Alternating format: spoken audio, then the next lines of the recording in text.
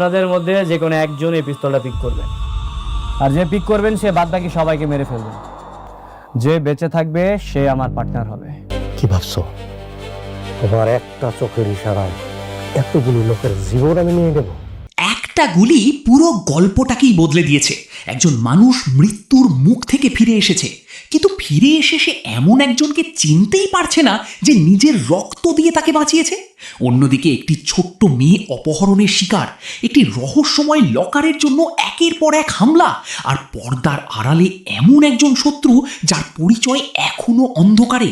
তাহলে কি সত্যি দাউদ খানই সবকিছুর মূল হোতা, নাকি গল্পের আসল ভিলেন এখনো সামনে আসেনি? আজ আমরা 17 নম্বর এপিসোডের প্রতিটি গুরুত্বপূর্ণ ক্লু বিশ্লেষণ করব এবং দেখব এই ঘটনাগুলো 18 নম্বর এপিসোডে কি ধরনের বিস্ফোরণ ঘটাতে পারে। ভিডিওটি শেষ পর্যন্ত দেখুন, কারণ শেষের বিশ্লেষণটি পুরো গল্পকে নতুনভাবে ভাবতে বাধ্য করবে।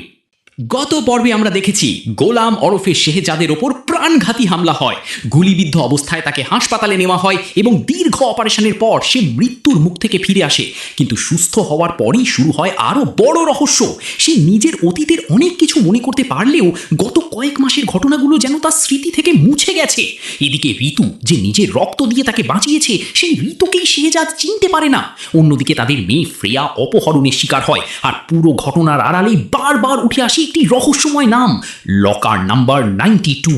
প্রথম দেখায় মনে হতে পারে এটি একটি সাধারণ হত্যার চেষ্টা, কিন্তু পুরো ঘটনাটি বিশ্লেষণ করলে বোঝা যায় হামলাকারীদের মূল লক্ষ্য সম্ভবত শুধু শেহজাদকে হত্যা করা ছিল না।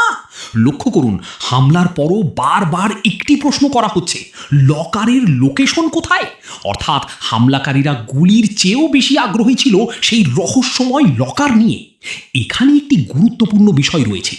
যদি শুধু হত্যা করাই উদ্দেশ্য হতো, তাহলে শেহজাদকে জীবিত রেখে জিজ্ঞাসাবাদের দরকার পড়তো না।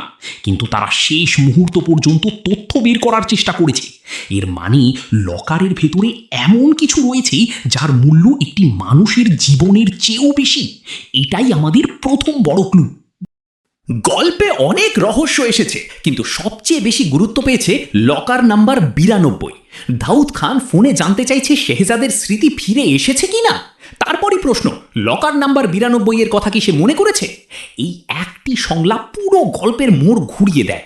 এতে বোঝা যায় লকারটির অস্তিত্ব শুধু শেহজাদ জানে না, আরও কিছু মানুষ জানে, কিন্তু তারা নিশ্চিত নয় শেহজাদের স্মৃতির সঙ্গে সেই তথ্য ফিরে এসেছে কিনা। এখানেই প্রশ্ন ওঠে, যদি লকারে শুধু টাকা বা সোনা থাকতো তাহলে এত আতঙ্ক কেন? আমাদের বিশ্লেষণে মনে হচ্ছে সেখানে এমন কিছু নথি বা প্রমাণ রয়েছে যা প্রকাশ পেলে ক্ষমতার ভারসাম্য পুরোপুরি বদলে যেতে পারে। হাসপাতাল থেকে ছাড়া পাওয়ার পর শেহজাদের আচরণ খুবই অদ্ভুত।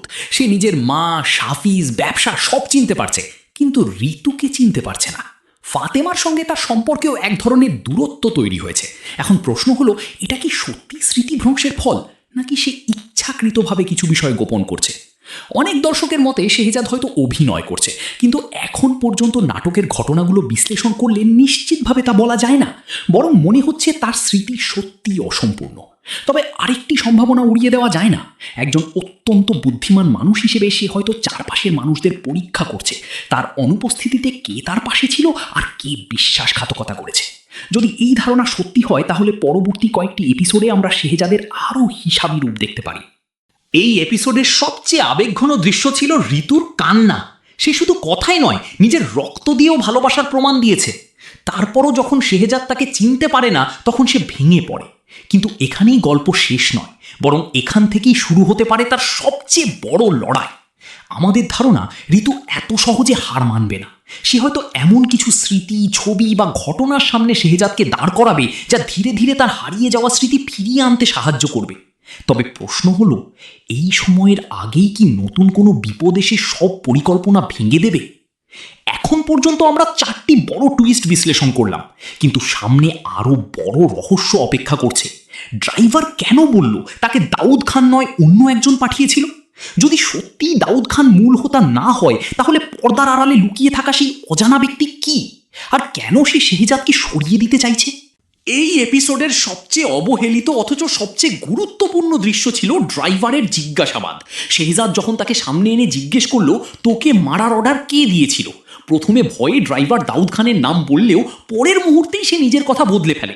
সে জানায় দাউদ খান তাকে পাঠায়নি, বরং অন্য একজন তাকে নির্দেশ দিয়েছিল। এই একটি সংলাপ পুরো গল্পের ভিত্তিই নাড়িয়ে দেয়, কারণ এতদিন দর্শক যা বিশ্বাস করছিল সেটাই প্রশ্নের মুখে পড়ে। এখানে দুটি সম্ভাবনা তৈরি হয়। প্রথমত, ড্রাইভার সত্যিই সত্য কথা বলছে। সে যদি সত্য বলে থাকে তাহলে দাউদ খান কেবল সামনে থাকা একটি মুখ, প্রকৃত পরিকল্পনাকারী অন্য কেউ। দ্বিতীয়ত, ড্রাইভার ভয়ে মিথ্যা বলছে, হয়তো সে আসল ব্যক্তিকে আড়াল করার চেষ্টা করছে।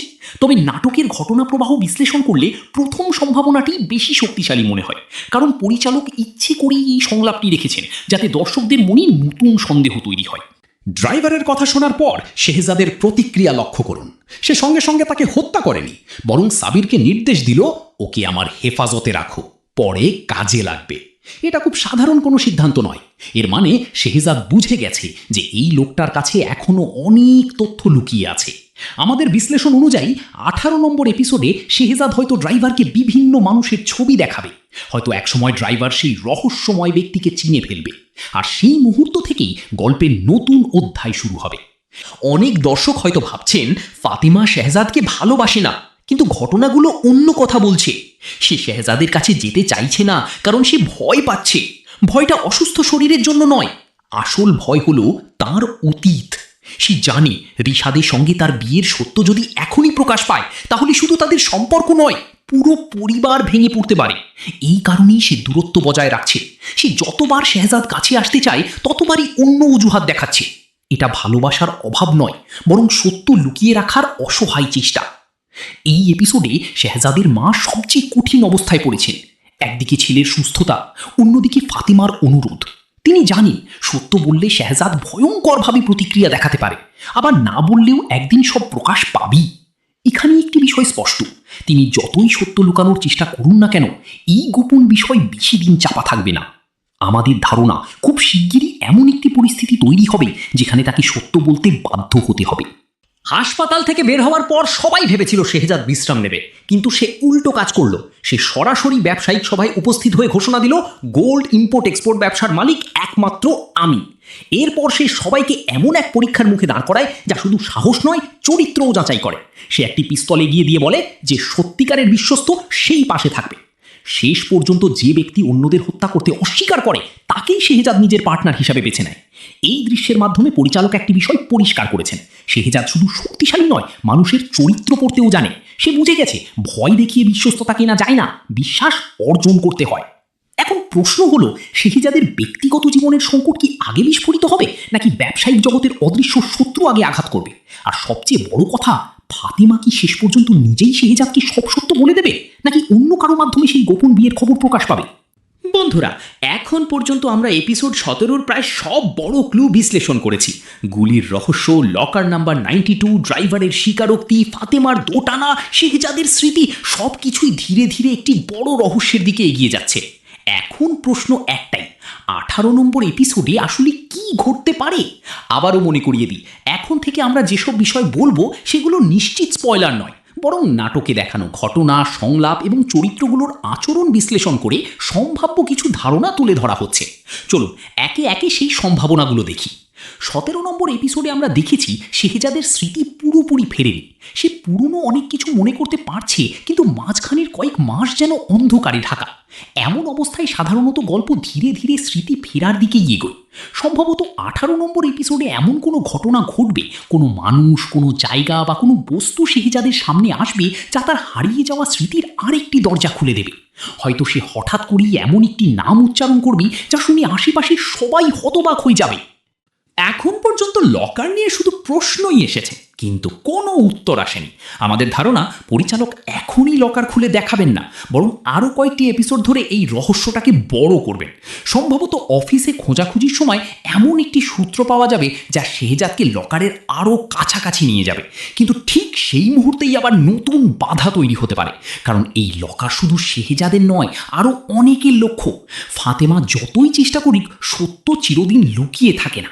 রিশাদের সঙ্গে বিয়ের বিষয়টি এখন পুরো গল্পের সবচেয়ে সবচেয়ে বড় টাইম বোমা। যদি শেহজাদ অন্য কারোর মুখ থেকে এই খবর শুনে ফেলে তাহলে শুধু ফাতেমা নয়, পুরো পরিবার বড় সংকটে পড়বে। তবে আমার মনে হয় পরিচালক চাইবেন না এই সত্য হঠাৎ করে বিস্ফোরিত হোক, বরং ধীরে ধীরে মানসিক টানাপোড়েন বাড়িয়ে তারপর বড় একটি আবেগঘন দৃশ্য তৈরি করবেন। ঋতুর চরিত্র এখনো শেষ হয়ে যায়নি, বরং তার গল্প এখন নতুন অধ্যায়ে প্রবেশ করছে। সে এখনো বিশ্বাস করে একদিন না একদিন শেহজাদ তাকে চিনবেই। আমার ধারণা 18 নম্বর এপিসোডে ঋতু হয়তো এমন কোনো পুরনো স্মৃতি সামনে আনবে যা শেহজাদের মনে প্রশ্ন তৈরি করবে। সেই প্রশ্নই হয়তো ধীরে ধীরে তাকে সত্যের কাছাকাছি নিয়ে যাবে। ড্রাইভার এখন এই গল্পের অন্যতম গুরুত্বপূর্ণ চরিত্র, কারণ সে জানে তাকে কে পাঠিয়েছিল। যদি সে সত্যি সেই ব্যক্তিকে চিনে থাকে তাহলে খুব শিগগিরই শেহজাদ তাকে দিয়ে ছবি শনাক্ত করার চেষ্টা করতে পারে। এখানেই নতুন রহস্যের দরজা খুলে যেতে পারে। শেহজাদ নিজের ব্যবসা ফিরে পেয়েছে, কিন্তু সবাই কি সেটা মেনে নেবে? যারা এতদিন তার অনুপস্থিতিতে ক্ষমতা ভোগ করেছে তারা নিশ্চয়ই সহজে সরে দাঁড়াবে না। তাই সামনে শুধু পারিবারিক নয়, ব্যবসায়িক সংঘর্ষও বাড়বে এবং এই দুই লড়াই একসময় একসঙ্গে মিশে যেতে পারে। এখন পুরো গল্পে কয়েকটি প্রশ্নই সবচেয়ে গুরুত্বপূর্ণ। লকার নাম্বার 92-তে আসলে কি আছে? দাউদ খানের আড়ালে কি সত্যি আরেকজন মাস্টারমাইন্ড আছে? শেহজাদের স্মৃতি পুরোপুরি কবে ফিরবে? ফাতেমার গোপন বিয়ের কথা কে প্রথম প্রকাশ করবে? ঋতুর আত্মত্যাগ কি একদিন স্বীকৃতি পাবে? আর শেহজাদের সবচেয়ে বড় শত্রু আসলে কে? আমাদের বিশ্বাস এই প্রশ্নগুলোর উত্তর একসঙ্গে আসবে না। পরিচালক ধাপে ধাপে রহস্য উন্মোচন করবেন যাতে দর্শকদের আগ্রহ শেষ পর্যন্ত বজায় থাকে। আপনাদের মতে শেহজাদের সবচেয়ে বড় শত্রু কে? দাউদ খান, নাকি এখনো পর্দার আড়ালে লুকিয়ে থাকা অন্য কেউ? আর লকার নাম্বার 92-এ কি থাকতে পারে বলে আপনারা মনে করেন? আপনার মতামত অবশ্যই কমেন্টে লিখে জানান। আপনাদের মন্তব্য থেকেই পরবর্তী বিশ্লেষণের নতুন দিক খুঁজে পাওয়া যায়। ভিডিওটি ভালো লাগলে একটি লাইক দিন, বন্ধুদের সঙ্গে শেয়ার করুন এবং আমাদের চ্যানেলটি সাবস্ক্রাইব করে পাশে থাকা বেল আইকনটি অন করে রাখুন। ইনশাআল্লাহ আগামী ভিডিওতে আবারও নতুন কোনো নাটকের বিস্তারিত বিশ্লেষণ নিয়ে হাজির হব। আল্লাহ হাফিজ, ভালো থাকুন, সুস্থ থাকুন।